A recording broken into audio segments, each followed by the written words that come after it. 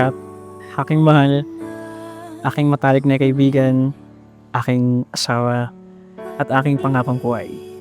Sa wakas, heto na tayo, isang panibagong simula, ikaw at ako. Ngayon, bukas at sa lahat ng panahon.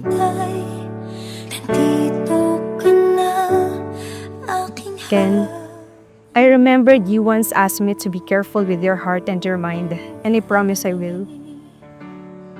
I vow to hold your heart gently, never taking for granted the trust you've placed in me. I promise to speak with kindness, especially when it's hardest, and to listen with empathy, even when I don't have the answers. It's okay to be vulnerable, and when that time comes, I vow to be your strength. I will hold you steady when things feel unsteady, and carry you calm when your heart feels heavy.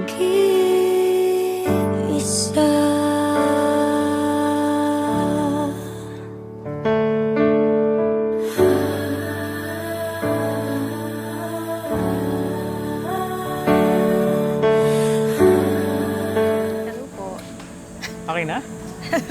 Pwede na. Okay ko.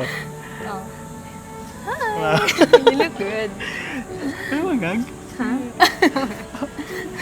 Yeah. Hello. Good.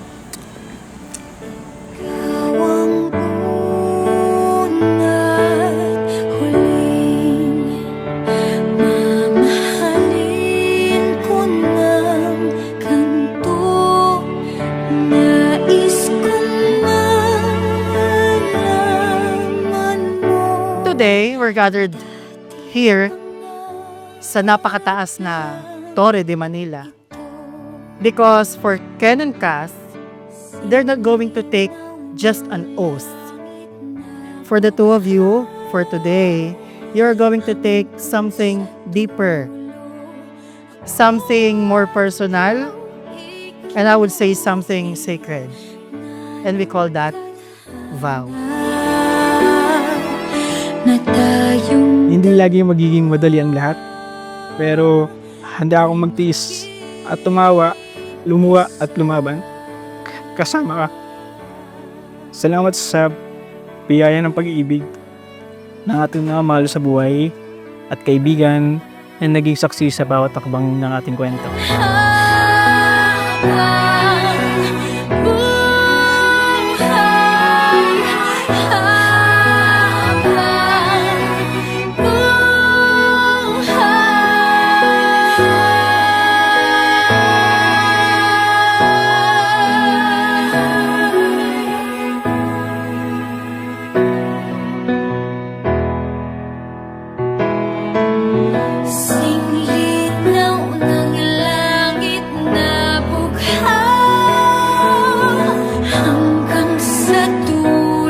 Thank you, love, for everything.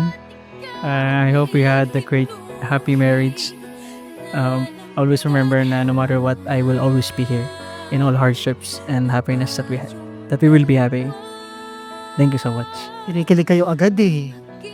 Wala pa tayo doon. Mamaya na. Hindi pa tapos.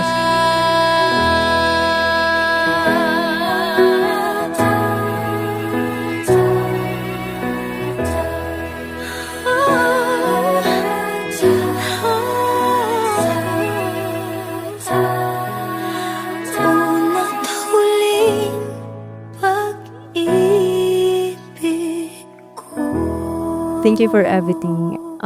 Without you, hindi tayo makakarating dito. Without you, wala ka dito. At maraming salamat. We were meant to live together, walking hand in hand together. We were meant to live together for always.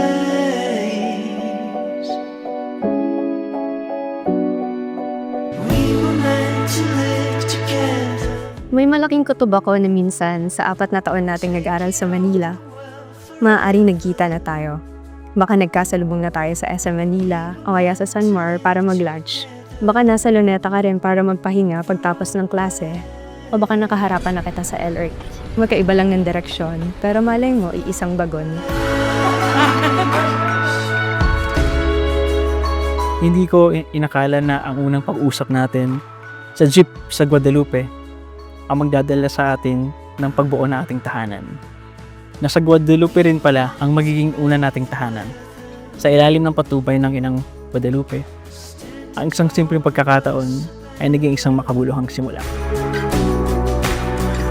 Sana kung anong kinalagyan mo na magandang pamilya natin, magkakasundo tayo. Sana ganun ang gagawin mo sa inyong pamilya. Imagine, una kitang nakita sa altar ng simbahan at ngayon, konting oras na lang, sa altar pa rin pala ang ating hahantungan. Dito ko rin gustong sabihin ang mga pangako ko sa'yo. Sa harap ng Diyos na mahal na ikong at ng mga mahal natin sa buhay. Sa pagpag-asawa, huwag ka magbago sa Huwag ka ugali mo. At congratulations sa mga tumutulong po. Salamat. For always.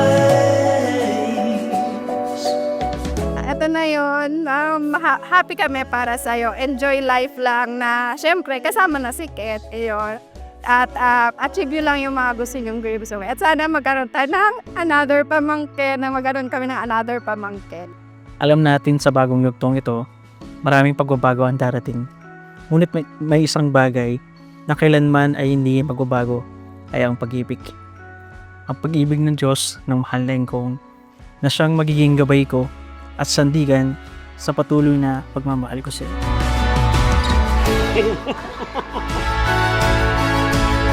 Marriage has to be considered with a lot of factors. Hindi siya parang scientific formula na makuha mo lang ang ganito, okay na, masaya na. There are a lot of factors. So, that's what I am saying. The secret to a happy life, a happy marriage, and a successful union, as of now, is still a secret.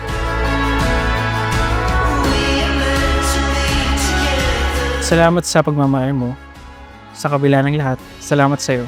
At oo, sasabihin ko sa habang buhay that 1 mole of iodine is less than 3 moles of uranium.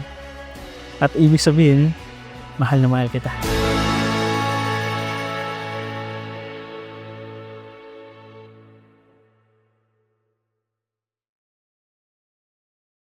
We are Son of Chrome Visuals.